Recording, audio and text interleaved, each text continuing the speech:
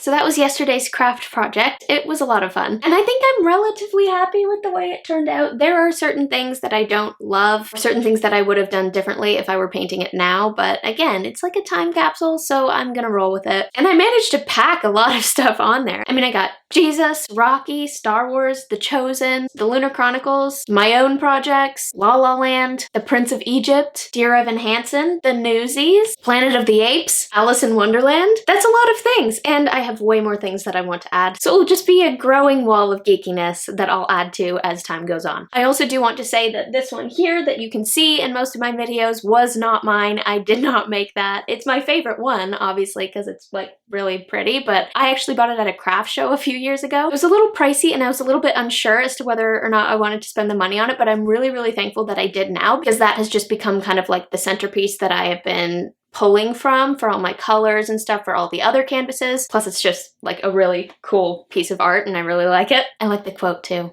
Next on my list is Peter Pan because y'all know I just love Peter Pan, and then Narnia. Those are my two like main fandoms. So I saved bigger canvases for them, but there are just so many more that I want to add to, and it's just, it'll happen eventually. Someday it'll happen. I do have to find a better way to secure them to the wall because the technique that I'm using now is just insufficient. I hung them up and then went out yesterday, and when I came home a bunch of the canvases were just on the floor. So it's like, oh, okay. I'm just not really sure what else to do because I don't want to put a bunch of holes in my wall, but I'll figure it out. It was really nice to just do something artsy for the first time in a long time. Like, I do love stuff like that. It just always gets pushed to the back burner or just falls through the cracks. So that was a little blessing for my reading/writing break. And as another little blessing, I am going to visit a really cute little bookstore in a nearby town with my mom later today, which I'm really, really excited about because I love little bookstores, and I'm specifically looking for Robin Hood related stuff because of a project that I'm working on with one of my brothers. I'm hoping I'll be able to find something, but even if I can't, I'm really just looking forward to hanging out in a bookstore again.